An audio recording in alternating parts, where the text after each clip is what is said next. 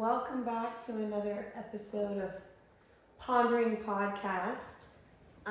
Cheers. You're not having an old fashioned today. I gotta drive. You have to drive. So, we apologize. We know that it's been a minute since we've been able to record, but we have had a lot that we've been trying to juggle, and our schedules have not been aligning to get us into recording mode, and we lost one of our production assistants. Yeah, he decided he jumped ship and went to the army. Yeah, what kind of crap is that? I mean, rude. Exactly. Well, you know how important we are. I know.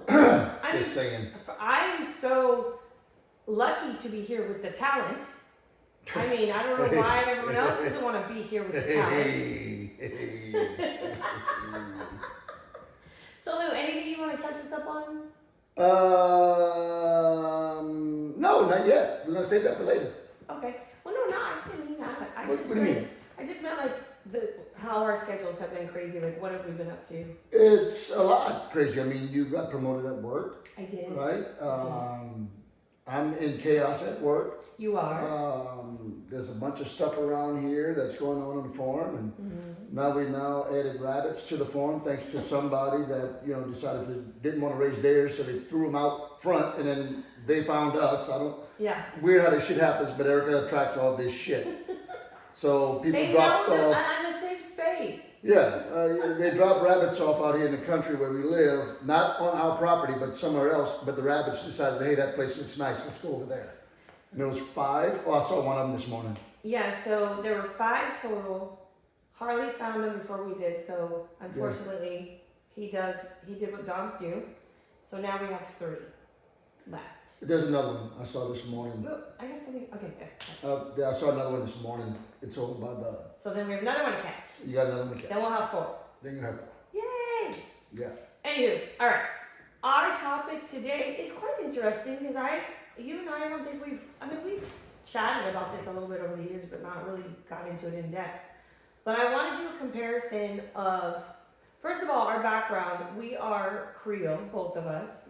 Both of our families originated in Louisiana. Creole, by definition, is a mixture of French, African American, and Native American, and some Spanish descent. Yep. Louisiana was quite the melting pot. So our parents are both Creole. We are our grandparents, so on and so forth. So that's our culture. Yep. We identify Creole. Some people say that they're straight up black. Some people say that they are mixed race. It just, everyone is different. When asked, I will say that I say at first that I'm Creole, but then I say I'm black to, I guess, well, make it more clear. Outside of a certain geographic area back in the 70s and 80s in Los Angeles, you probably had to explain it. Where I grew up in Louisiana, I didn't have to explain it. Right. So, yeah, in some cases you do have to explain what Creole is because not everybody knows. Right. But yeah, I've always been Creole. They say, well, Creole's not a race. Well, that's your opinion. I'm a Creole. And the one thing that, everyone says it's a culture, but no, it is actually a race of people. They were free people of color, and they had a distinct way of talking, dressing, the way they socialized, all those things. So we're going to get into that because it is different from my version being in California and your version being in Louisiana. I touch on a lot of this in the book. Again, don't forget to get your copy of Loving, Losing, and Living.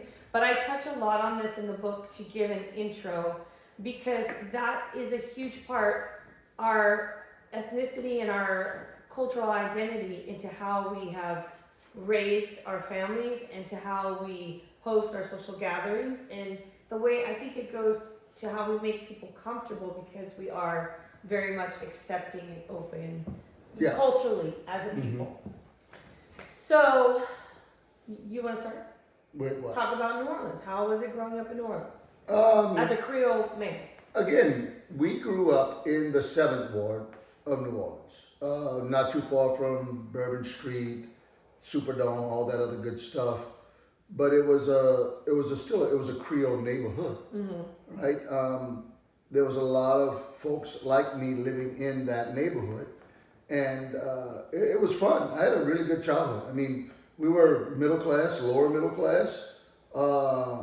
As kids, we didn't know what we were, where we were in that financial status of how people categorize other folks, but my mom and dad made sure we had everything we needed. We were always fed, we were always dressed very well. We made most of the functions. Yeah, I had a really good childhood in the, I guess I would say in the 70s, because that's when I was really 4, 5, 6, 7 in the early 70s. And that, I mean, it was fun. It was a very safe place growing up. I mean, New Orleans now is vastly different. Yes. But I guess you could say that about anywhere. Yeah. Anywhere is the same. But we had a really good time as kids in New Orleans, growing up in that area that I grew up in, because there was a lot of kids, a lot of Creole kids. We played every day. And I think culturally that's significant because with our families, that's how I think we're very similar. Most of those kids you played with were family members or cousins. Like our first friends were siblings and then cousins. Yeah. So, and then anyone outside of that was like a bonus. But I know when I grew up, like, you know, people you go to school with, but a lot of the people you went to school with, you were related to. Most, yeah. Well, me and Raquel, I mean, we lived in it was like a duplex that we lived in, where my first cousins, my aunt, my uncle lived upstairs and we were living downstairs. But Raquel and I went to school together from, I want to say 5th grade through 8th grade together. And then all of our high school activities were somewhat always commingling in our social groups. So yeah, but I mean, even now, the ones that wasn't relatives, Creole folks that was in the neighborhood that I grew up with, they were like brothers and cousins to me, because I mean, you were with them every day. Right. Every day. You know, Freddie. I mean, we were always together. We were just, you know. Did you try to date a lot of Raquel's friends? No, actually I didn't. No, I did not. But a lot of Raquel's friends wanted to date me. And you can check her on that. She'll tell you the truth. No, I mean, like I said, I had a really good circle of friends. I mean, Lance Lloyd, Sid Furbos, Freddie. We would always bum around, and we was always hanging out, you know. But there was, you know, growing up in New Orleans was always social. There was always some event. There was always some reason people would get together and hang out. But I feel like that's that time. So you grew up 70s, I grew up 80s. But that's when, like, the first round of cousins started to get married. So there was always a wedding. Yeah. And then they started having babies, so then there was always a baptism. We grew up Catholic, so there was always a baptism, a wedding, a funeral, because our families are so large. So there were lots. I just remember very consistent, regular family gatherings. It was always large in nature. Yeah. And so as the families left Louisiana and some migrated to California, they created a smaller version of what you're describing in California, and then that's how my upbringing was. So we mostly were with cousins, family members, family parties. Like, I don't remember my parents doing a lot of outside initially when I was little. As I got older, it changed, but outside entertaining with different people. It was mostly family.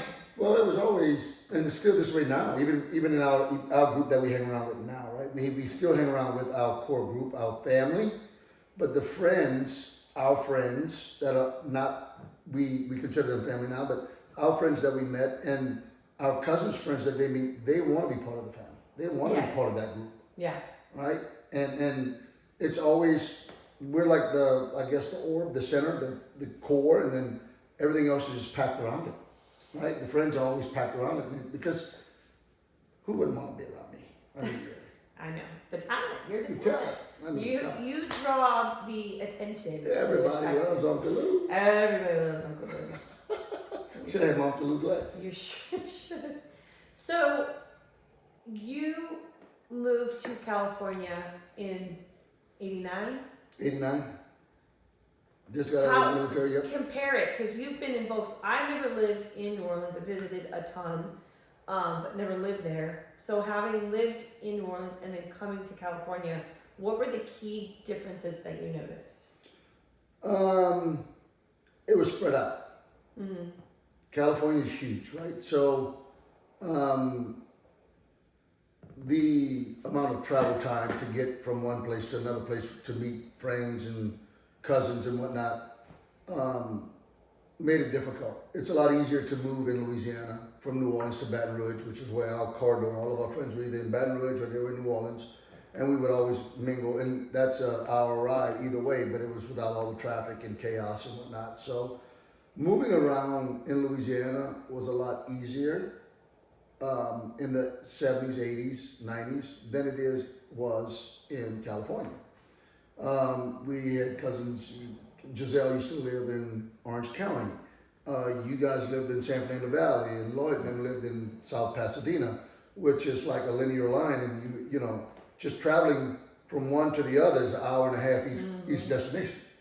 So we still got together. I mean, we still did a lot of stuff together, but again, it was just difficult to move. Right. You know, and then it became, I guess, as you get older, you start working, and you know, time is of, you know, you value time. I'm not gonna spend an hour and a half for just to go have a drink with them unless there's a function going on. Right. So, but man, you know, California in the late 80s, early 90s, it was a great place. It was vastly different from New Orleans, which was also a great place. It's just the vibe in California then was, you know, sunshine, palm trees, and beaches. But I mean, as far as culturally leaving New Orleans, where you never had to answer, you know, what your ethnicity was, you really didn't have, you knew all the Well, they always thought I was food Hispanic. spots. California, they think you're Hispanic. You knew all the food spots. So then coming to LA, where it's like Mexican food. Have you ever had? Did you have Mexican food? We had what they considered, it was a small place called Taco Tico, but it was better than Taco Bell. But it was a, you know, crispy taco restaurant. That was your only Mexican food? And then we had Manu's Tamales. Okay. Right, which was really good. But again, there was a little cart down on Broad Street that you would go get these tamales. That's about the extent of Mexican food we had. Not chili Colorado, none of that. No, right. The verde, none of that stuff. Didn't have any of that. It probably was there. We just didn't eat it. My mother and father was always traditional food eaters. They wouldn't venture out. Right. Even now, talking to my brother and my sister-in-law, who's been all over the world, lived in Germany and places like that, try to get my mom to eat certain things, and they're so shut off from trying different food. Yes. Chinese food, German food, you know, Mediterranean. My mom probably eat Mediterranean, but it's just like, I'm not eating that, you know. It's like, try it. And they also like the way they like every Creole cook swears their food is the best. Oh, they can cook the best. Oh, yeah. And I see that playing out now even with the younger folks that are coming up, and Oh, it yeah. makes me laugh because everyone wants to be top chef, you know? Yeah. I still make a better gumbo than Keith, but it's all good. So let's talk about some of the food. So what we grew up, gumbo, smothered everything, fried, whatever, crawfish etouffees, your boiled crawfish, your jambalaya, your stewed chicken. Where maybe, and I don't know because I was a picky eater when I was younger, like militon and all that stuff. I'm sure my parents cooked it. Absolutely, I guarantee you, your dad cooked it. I never ate it because I was little and it looked weird. Yeah. And Eggplant, militon, all of that stuff. I'm sure your dad and your mom definitely cooked it. You probably just were so picky you didn't eat it. I'm such a picky eater, so I probably didn't eat any of that stuff. Now, and you had the experience of like being at La Boucheries and the doing the blood sausage and things that like even I know what it is, but I've never personally eaten it because again, picky. And you know what? It's pretty sad that I know there's some families in Louisiana that still do it, and they're passing down that heritage or the knowledge of how to do it to the younger generation. It's just that in our family, I think we've lost it. We're not doing it. Uncle Pete was the last one that would probably orchestrate and do something like that. And now that he's passed, I don't see anybody taking the reins to do. First of all, no offense to all my cousins and relatives out there, but a lot of them don't want to do it. It's a lot of work. Well, it's a lot of work. It's a lot of work. And now with the cost of living, it's expensive. Yeah. It's expensive to buy those products to make it authentic and quality. It's really not product. I mean, the product is the pig. Everything comes out of the pig. I mean, but to get a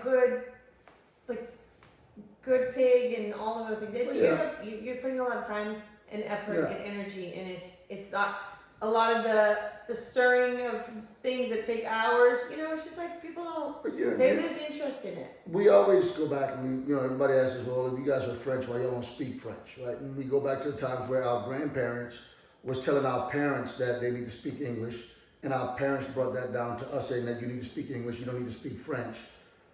But that was lost, and now we're doing the same thing with the cultural aspect of how we used to live off the land, how they used to harvest, crops, and how they used to, butcher pigs and cows, and all that's getting lost. The further we get down this line, the more it's lost. Yeah, So it is sad. will it be erased, right? Well, our whole culture, other than in a book, will it be erased? Nobody's doing it. Right.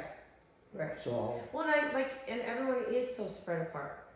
If people are now, we've got a lot of family members here in Texas, but a lot of people have left Louisiana and they're in other states. So to get it all, to bring everyone together is a big undertaking. Like we just saw, there was a family reunion this summer, and it took a lot of work and effort to get that going. And not even that was because people can't afford to travel. And it's and then everybody's got kids and they got busy schedules and this, that, and the other, and whatever other reasons they may come up with of why they didn't attend.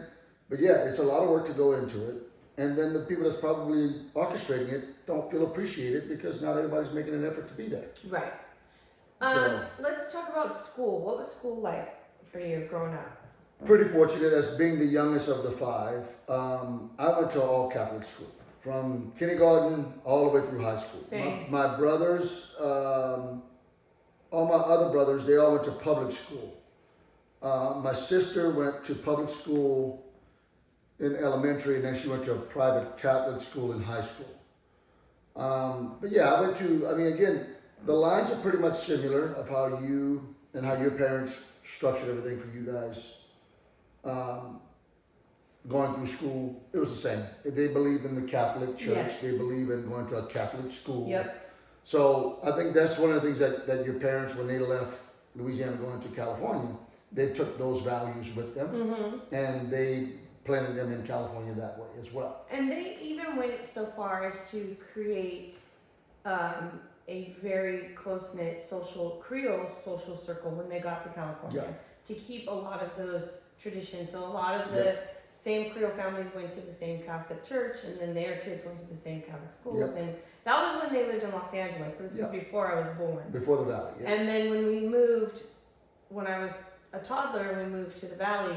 If that wasn't, they tried to keep it together, but it was. Again, from what commute, I understand, that drive, right? From what I understand, it wasn't what it was when the first four came up. Yeah, but they had to move three, at least at the time when you were a toddler, they had to move at least 3 kids to and from Los Angeles to the Valley, back and forth for events, so they made it a little tougher. So you reconsider, well, do we really want to go, right? Right. And then that's how the start of disconnecting begins. Right.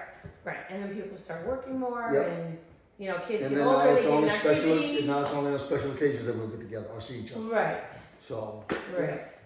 What was your neighborhood like? What was I remember T. Ruby was telling me that it was almost like a small Jewish community because everyone knew everyone. Yeah. You shopped locally. Yeah, we had you grocery stores on both bartered corners. things, so it was all Creole families. Yeah. I didn't have that experience at all. So what was that like for you? When you were playing Cool Cans? Oh yeah. Not everybody know what cool cans are, right? Or what it is. It was a game that we played as a kid. It was fun. I'd play it now if I had, So 3 other cans? friends. Oh, we got cans. We got a lot of cans. I just need 3 other people to play with. But again, growing up in that, it was like a little, because we used to have a fresh fruit guy would pass every day. Mr. Bloom. And, apples, oranges, cantaloupes, watermelons, all kinds of vegetables on his truck. And he'd drive 2 miles an hour down the street. And he got a big speaker. And everybody knew. And Mom would say, go get me an onion and blah, blah, blah. Right. You stop Mr. Bloom, you get 75 cents and you got a handful of vegetables. But that's what it was like. It was, we grew up, like I said, I had a grocery store on each corner. We lived in the city, and it was a block, the city block, and we had a grocery store on one corner with a fresh deli and butcher and, vegetables, and on the other corner they had all the same thing. it was simple. It was real easy. And you mentioned that T. Ruby lived upstairs, Mm-hmm. and then you guys were here, but your grandmother was also Right next there door. too. Right next door. Yeah. Yeah, my grandmother lived right next door. So it's like to have that many family members Mm-hmm. just right there, all connected. I mean, that's not the It's norm like my these big days. fat Greek wedding when they had the house. Yeah, I That's feel what like, it's sort of like, right? I feel like I felt a lot of similarities in that movie to Creole culture as well. It is That's how because we my moved. grandfather, that duplex next door to where my grandmother and grandfather lived, my grandfather bought that for his daughters and their spouses to live there. And of course they paid him back, but I mean, yeah, he's like, you live right here. You know? And it was good though. I mean, I grew up next door to my grandfather, which is pretty cool. I mean, I didn't live in their house, but I saw him every day. Whenever he needed something when I was a young kid, 7, 8, 9 years old, he was always calling, go get something or come do this. Or it was cool. It was good. I always felt so envious when we would travel to Louisiana and for all the cousins that got to grow up having mama and papa there. And then I didn't know them like that. I didn't know them on that level. It was always nice to see them, and they definitely wanted to spoil and and engage with me when I was there. But then I was always so sad to leave, and then to go back to California and see my classmates with their grandparents and where they would take them out and do stuff. I was always very envious of that. Papa Lloyd was cool. He was, and again, I call it Papa Lloyd because that's how him and my grandfather were really, really good friends. Production, can you give me that picture? Right? I mean, my grandfather and your grandfather were really good friends, and they bartered a lot. My grandfather had, crops and pigs and all that other stuff, and then your grandfather would have beef and all this other stuff. Here he is. This is That's Paul. Papa Lloyd, yeah. This is my grandfather. This is my dad's dad. He's cool And guy. he wore overalls every day. That's the only way I knew knew uniform. him. I've never seen him in anything other than overalls, I don't think. Yep. But Did he he have was, the hat on? yeah, Yep. his chapeau. Yep. I know a few French words. I probably know 4. Man bonjour. I know 4, but that was the other thing. Get your dad, your production. Oh, this is my dad, my mom and dad. I think I have a picture of my grandfather and grandmother. I don't know where it's at, but I do have one around here somewhere. What were we saying? It was grandparents and speaking French. Well, we were talking about the neighborhood, growing Yes. up in a small community, and my grandparents and them living next door to us, and that whole interaction of how it was as a kid. And again, as I keep going back to that, we're losing certain things because we really are. I mean, families now, kids leave; they don't stay in the same state. They Right. for whether it be school, and then when they're out of school, they may like the state, or they get a job and it's taking them somewhere else. So for grandparents, and again, I always want to see my kids don't stay in a town because of me. Right. That's what you go where your cars, opportunities trains, go. planes. You go to succeed in the life that you want to make for yourself. Don't get stuck wherever I'm at because I'm there. So that's my model. Some people prefer their kids to be right there with them and don't ever leave, right? There's another job in town that you can get instead of that job out of town. It's however it works out for the families. But I don't know. It just I want them to go. So it makes it tougher for grandparents especially when their kids are spread out. So you think about it. If you got a kid in Colorado Springs, a kid in California, who knows where Jordan's going to be? How do you manage that as a grandparent? Right. Right? There's a lot of air miles, a lot of highway miles. And they were on a very limited income. Papa was a sharecropper, Mm-hmm. and they had 12 children. Now, granted, when they had started having grandkids, all the kids were gone and also doing their own thing, but they relied on their kids a lot to help. Oh yeah, Because but in that time, yeah, my dad didn't even finish 8th grade, I don't believe, and I think my dad did because half my of grandfather got sick, and my Mhm. dad had to help on the farm. Yeah, So, it's just, times are a little different, and I feel as though we're losing some of our cultural activities, cultural presence. however you want to classify that. But I mean, this, you know, I wish there was a way to document. I'm sure some people. Well, there is. I mean, there is. It's just getting the people to commit to do Well, that's it. what I'm saying, right? You got to have a commitment of the people that know how to do it. Because you and I have talked about getting a mom on camera for Gosh, yeah. ever. Because she knows the full history. She knows history, yeah. Everyone's connections. Yeah. How they all come to be. How they, moved and there you go. moved to different parts of that. Maybe we ought to have her on Pondering Podcast. I would love to have your mother on Pondering Podcast for more than one topic. I'd love to have her on this topic about Creole culture, but I'd also love to have her on, the secrets to a long and successful marriage. They were married 63 years. When we go out there, we're gonna do one. Y'all are gonna love Cecile. She's one of my faves. One of my absolute faves. I believe the Medea character was based off of her. I sincerely think Tyler Perry owes Cecile. Oh yeah, some $52 copyright. billion. She got some copyright over there. That is Medea. Medea is Cecile. So this is going to be one of many segments that we're going to do on Creole culture because we have a lot more to talk about, and production is telling us to wrap it up. But I'd also like to do a cooking one where we make a Creole meal. Yeah, that's fine. And again, we had an event yesterday, and I was frying chicken or whatever. And one of the guys was like, "I want to stand here and watch and see how you do it because your fried chicken is so good." And I told him, I said, "Man, cooking is like art. You do it to what you feeling like. Some people gonna like it, some people not gonna like it. But I mean, you can't be afraid of cooking. You just gotta go. So I mean, when you start cooking, right? When we do this, whatever Creole dish we decide to do, it's our version of that Creole dish. Right. It's how we ate it as kids growing up and how we learned to cook it now. You're gonna have a lot of critics in there saying, "Well, like, you ain't supposed to do it that way. You're not supposed to add that. You're not."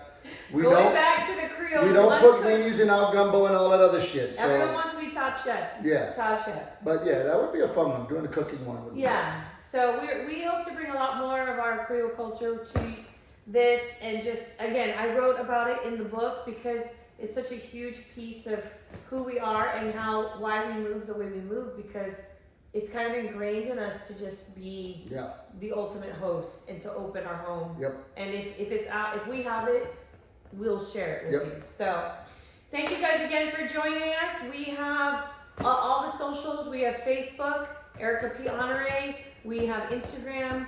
We have the book is available on Amazon. You can get it in paperback or hardback.